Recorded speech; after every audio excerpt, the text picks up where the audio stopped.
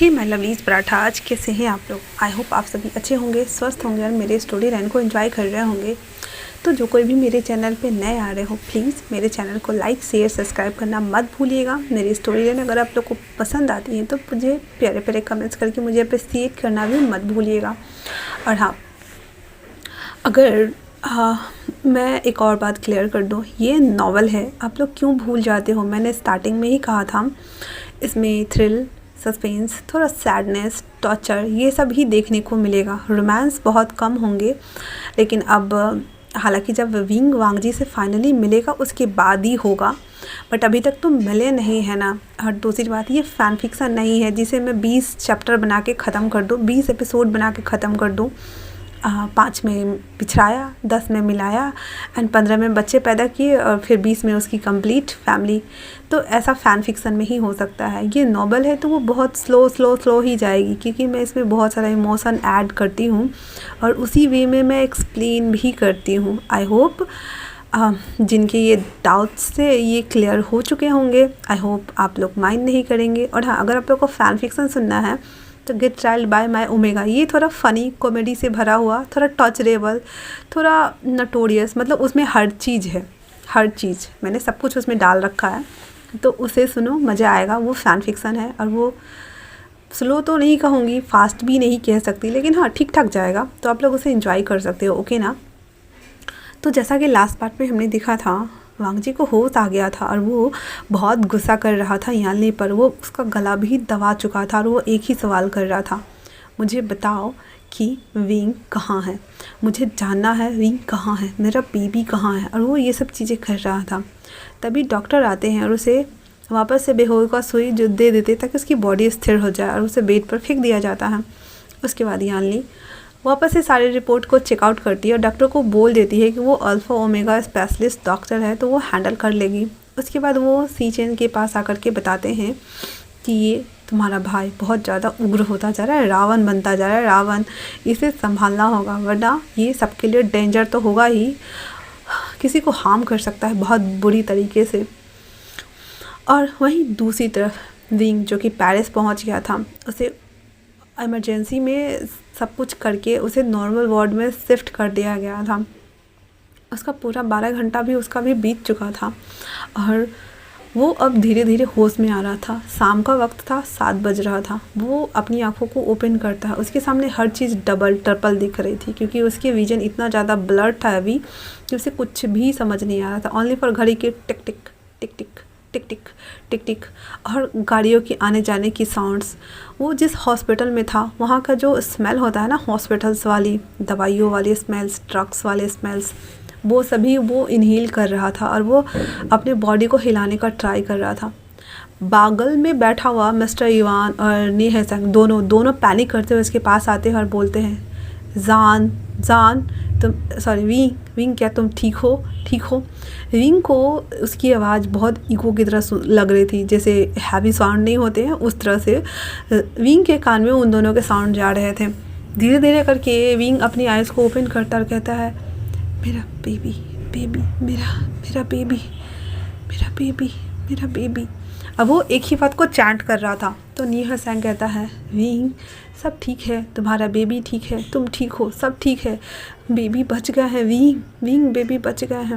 Wing के आंखों से आंसू टपक रहे थे, वो समझ नहीं पा रहा था, उसे कुछ भी प्रोसेस नहीं हो रहा था, लेकिन हाँ उसकी कान में वो साउंड इको के जैसे जा रहे थे और वो सुन रहा था, उसका बेबी बच गया, उसका बेबी बच गया। वो लगातार सेलिंग की ओर देख रहा था और धीरे धीरे करके अपनी आंखों को वापस से बंद कर लेता है। मिस्टर इवान जो कि हालांकि खुद एक डॉक्टर हैं, बट फिर भी विंग की ऐसी हालत देख करके वो पैनिक हो गए थे और वो बाहर भागते हैं डॉक्टर को बुलाने के लिए, आई मीन सर्जन को बुलाने के लिए।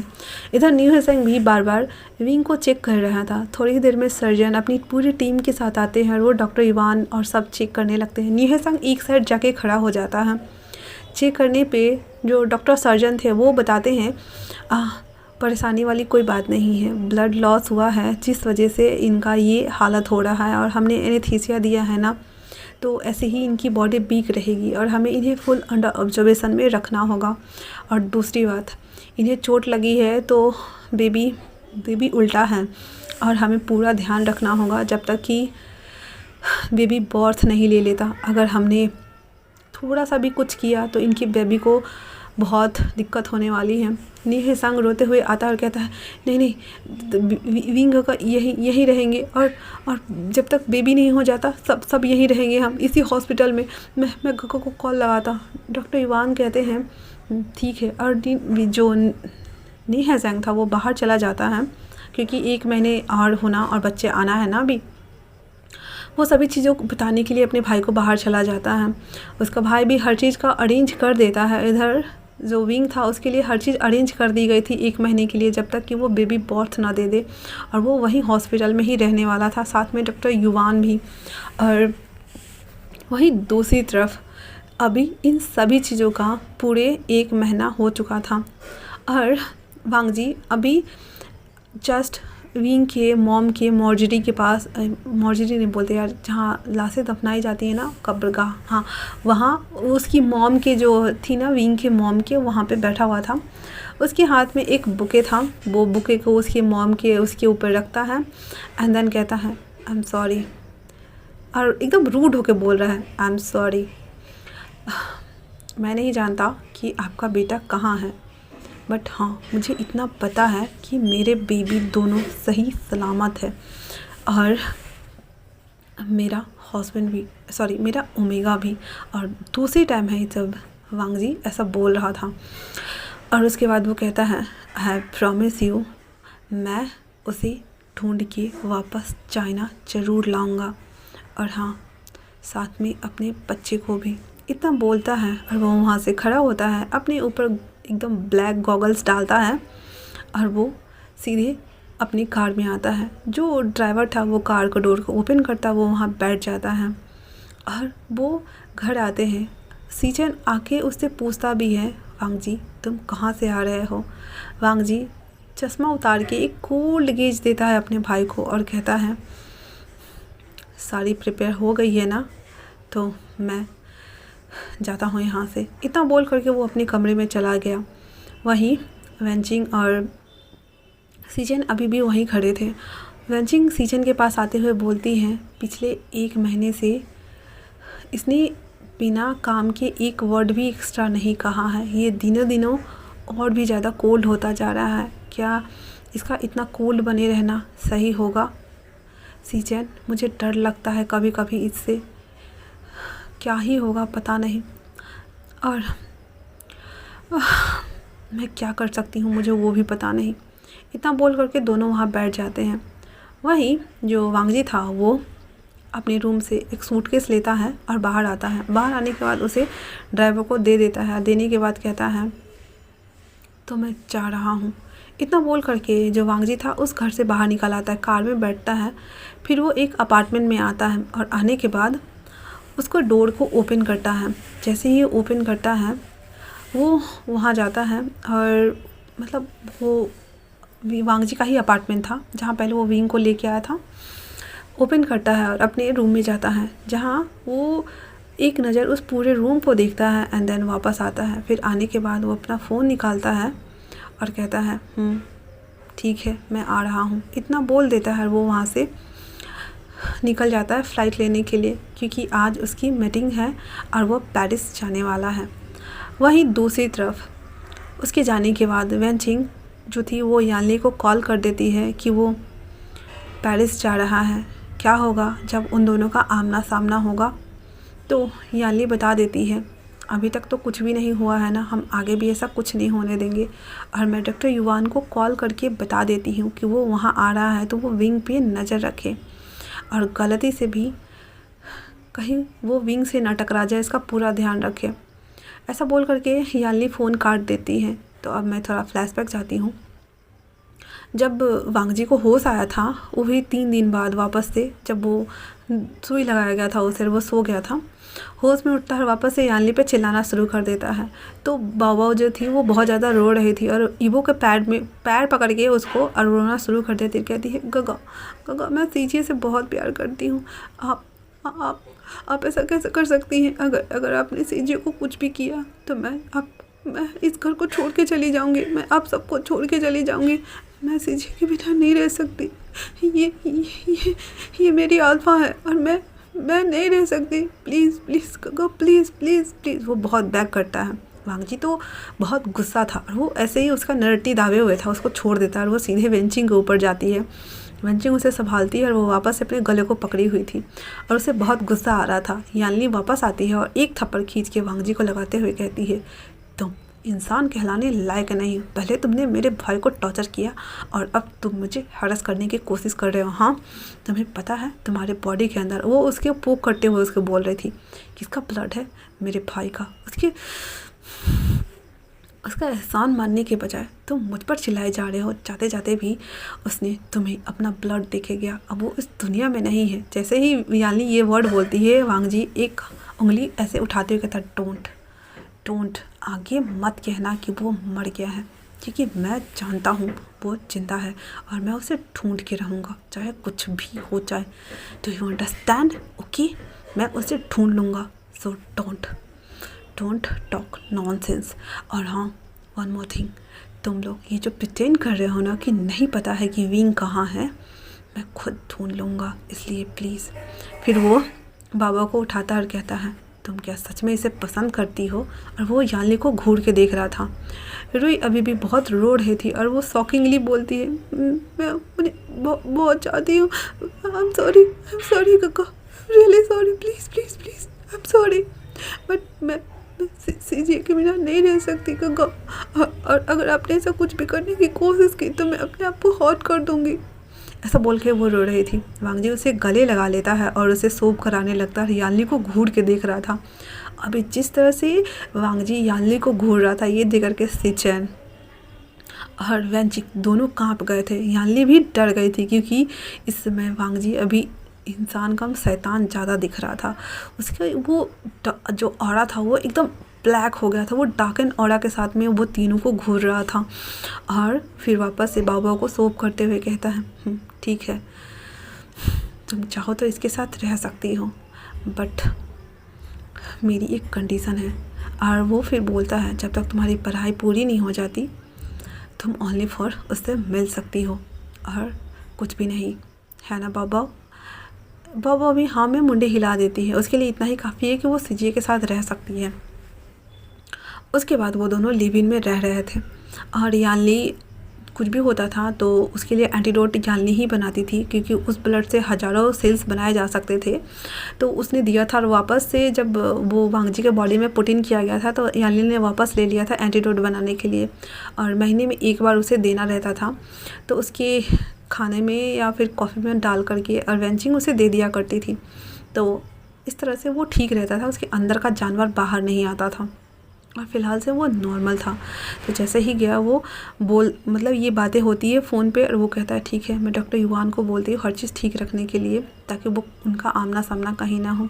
वहीं दूसरी तरफ वांगजी को उड़ते उड़ते भनक लग गई थी। हालांकि उसे अपने घर वालों से भी पता नहीं चला था। उसने रुई को भी कितना ज़्यादा मतलब मैनिपुलेट करने की कोशिश की कि वो बता दे, लेकिन हालांकि रुई को यानली ने बताया ही नहीं था, तो रुई को पता ही नहीं था कि वो कहाँ है।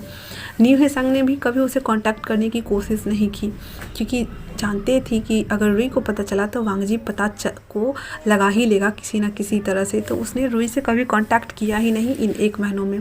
तो रुई को नहीं पता था, तो रुई हमेशा ना में ही जवाब देती थी, कितने भी टैंट्रम थ्रो करने के बावजूद भी।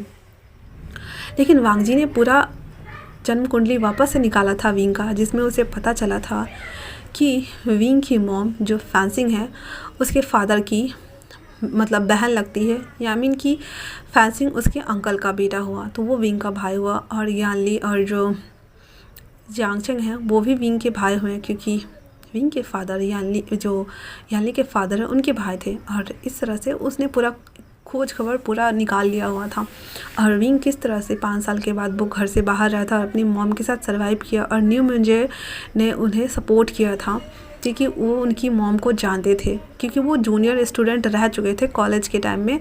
और इस तरह से, और जब उसकी मॉम थी वो पीर मेंटोर थी न्यू मुंजे की, तो वो जानते थे और वो बहुत उस समय जूनियर था। और जब ये सब सिचुएशन बना था तो न्यू मुझे उस समय अपने बिजनेस फील्ड में न्यू एंटर किए ही थे, लेकिन उसकी मॉम की डिग्निटी की वजह से वो अपने कंपनी में तो उसे रख नहीं सकते थे, इसलिए उन्होंने अपने क्लब में उन्हें एज अ सिंगर अपॉइंट करवा दिया था। और वो मतलब ऐसे होता है ना कि अगर कॉलेज में आपको कोई बुली करने से आपको बचाए और आपका खासकर पीर मेंटोर हो तो आपको तो खासकर उनकी तो बात माननी चाहिए, उनकी हेल्प भी करनी चाहिए ना। तो ये टाइम था न्यूमेट्री के लिए उनकी मॉम को डेप्थ को चुकाने का। तो इस तरह से वो विंग को भी जानते थे और उसकी मॉम को भी। तो जिस वजह से ये, और उस समय नी हेसंग भी बहुत छोटा था तो विंग के साथ नी हेसंग खेलता था तो एक बडी मिल गया था उन दोनों को। इस तरह से ये लोग एक दूसरे से कनेक्टेड थे और एक दूसरे को जानते थे। तो हालांकि वांगजी ने मतलब उसे पता चल गया था कि विंग पेरिस में है, बट पेरिस में एक्जैक्टली कहाँ है उसे पता नहीं था और उसे अपने क्लाइंट के साथ भी मीटिंग करना था जो उसे वहाँ जाना था, क्योंकि वो वहाँ पे भी अपने बिज़नेस को थोड़ा बहुत बढ़ाना चाहता था और उसने वहाँ के बिजनेसमैन के साथ भी थोड़ा कोलैब किया हुआ था। तो वहाँ जाता है उसे अटेंड करने के लिए और आज वो जहाँ जाने वाला था वहाँ उसका सेमिनार्स था। तो वो सबसे पहले सेमिनार अटेंड करता एंड देन उसके बाद वो अपने होटल जाता और फिर उसका बाद का जो भी शेड्यूल होता वो रहता। तो वो बैठा हुआ था और सोच रहा था विंग, और फिर वो अपना लैपटॉप निकालता है और वो वही वीडियो प्ले करके देख रहा है अभी जो उसने कैसे अपने रट के दौरान वो विंग को ऐसे अपने गोद में बैठा करके उसे बाइट किया था और उसके बाद वो वैसे ही पोजीशन में उसे फॉक कर रहा था। वो वाला वीडियो वो अभी वो प्ले कर रहा था अपने कान में हेडफोन यूज करके एंड देन वो उसे देख रहा था। वो देखने मात्र से ही वांगजी वापस से उसकी रट ट्रिगर हो गई थी और वो मतलब रट नहीं बोल सकते उसको मैं, क्योंकि वो थोड़ा हॉट होने लगा था। और दूसरी बात ये कि सच में उसकी रट ट्रिगर होने वाली है बट उसे कोई आइडिया नहीं है, क्योंकि जैसे ही उसने ये वीडियो को देखा है और वो अभी उसने एंटीडोट भी नहीं लिया है, वो घर से निकल के आ तो गया है और उसका 1 मंथ उस एंटीडोट का कंप्लीट हो गया। फर्स्ट टाइम उसने दिया था एंड देन उसके 7 दिन बाद एक और एंटीडोट दी थी यानली ने बना करके। उसके बाद अभी तक उसके बॉडी में कोई भी चीज़ इंजेक्शन नहीं किया गया था। तो उस दवाई का असर ख़त्म हो रहा था। अब ये वांगजी वापस से रावण बनने वाला था और इसे कोई आइडिया ही नहीं है। तो वो उस वीडियो को देख रहा था और उसकी आंखें एकदम ब्राइट एंड शाइन कर रही थी, मानो वो सच में अपनी ओमेगा को बहुत ज़्यादा मिस कर रहा था।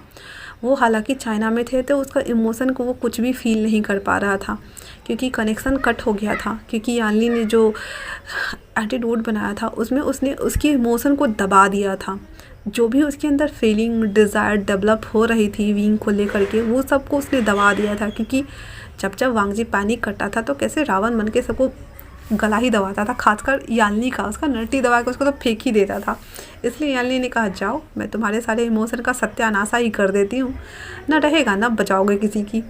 तो वांगजी अभी जो विंग की फीलिंग्स थी वो कुछ भी फील नहीं करता था। इवन उसकी कुछ भी चीज़ उसे महसूस ही नहीं होती थी और उसे और गुस्सा आता था, क्योंकि जब उसे महसूस होती थी तो वो literally I had this full set this feeling this emotion करते रहता था। और अभी जब वो फील नहीं कर पाता था तो उसे लिटरली ऐसे करके और वो कहता था और उसे समझ नहीं आता था कि वो मिस क्यों कर रहा है। लेकिन हालांकि वो समझ गया है और वो ये नहीं जानता अभी भी कि वो विंग को शायद से लाइक करने लगा है। लेकिन उसके दिमाग में एक बात घर करके बैठ गई है कि इसने उसे मार्क किया है, भले ही उसके अंदर अभी उसके लेकर के कोई फीलिंग्स या डिज़ायर्स नहीं है, कुछ भी नहीं है, कुछ नहीं, शून्य है, सब न्यूट्रल है। बट एक बात सत्य है और वो है कि विंग अब उसका ओमेगा है और वो अब उसे अपने आप से दूर नहीं जाने देगा। प्लस पॉइंट ये है कि उसके पास बेबी है और जब उसने रिपोर्ट निकलवाई थी तो उसमें ट्विंस बेबी थे। वो शौक मतलब लिटरली वांगजी अपने मन में सोच रहा होगा अभी कि मैं इतना ज़्यादा हॉर्नी हूँ कि मैंने उसे एक ही नाइट में फक किया एंड देन वो प्रेग्नेंट भी हो गया एंड देन वो ट्विंस बेबी के साथ में जोक्स अपार्ट, मजाक कर रही हूँ। वो ये नहीं सोच रहा, वो उसे रिपोर्ट निकलवाई और उसने देखा कि विंग 2 बेबी के साथ में प्रेग्नेंट है और उसे ये नहीं पता कि वो बेबीज़ हैं या फिर बेबी बॉय है या वॉट एवर जो भी है। बट वो बहुत खुश था कि उसके 2 बच्चे हैं, एक नहीं 2 बच्चे हैं और वो कैसे मिस कर सकता है। अभी उसे पता है कि अभी उसकी बेबी का जन्म हो गया होगा लेकिन वो कैसे इसे मिस कर सकता है। तो वो पेरिस आ गया था सेमिनार अटेंड करने के लिए और वहीं दूसरी तरफ विंग जो था वो अभी भी जो उसी हॉस्पिटल वार्ड में था और अपने बच्चे को साथ अच्छे से रह रहा था। और उसे नहीं पता था कि कोई मुसीबत आ रहा है। क्या उसे समझ में आएगा कि हाँ वांगजी क्या उसे ढूंढ लेगा? मुझे तो नहीं लगता। आप लोगों को क्या लगता है? क्या आप लोग मुझे बताएंगे? वैसे तो मैं इतनी जल्दी इन दोनों को मिलाऊंगी नहीं, बट क्या लगता है आप लोगों को? जैसा भी लगे आप लोग मुझे कमेंट्स करके ज़रूर बताना। आई नो इस पार्ट में कुछ ज़्यादा खास नहीं था, लेकिन मैं अगले पार्ट में कुछ ज़्यादा इमोशनल पुट करूँगी और मैं पूरी कोशिश करूँगी कि इन दोनों को बहुत जल्दी मिलाऊँ, क्योंकि मैं इन लोगों को एक बार वापस से थोड़ा और अलग करने वाली हूँ। आई होप आप लोग अंडरस्टैंड करेंगे, बुरा नहीं मानेंगे। उसके बाद जब मैं इन दोनों को मिलाऊँगी तो ये परमानेंटली ही मिल के रह जाएंगे और आप लोगों को आगे के प्लॉट्स और भी ज़्यादा अच्छे लगेंगे। तब तक के लिए stay tuned, take care and thanks for watching.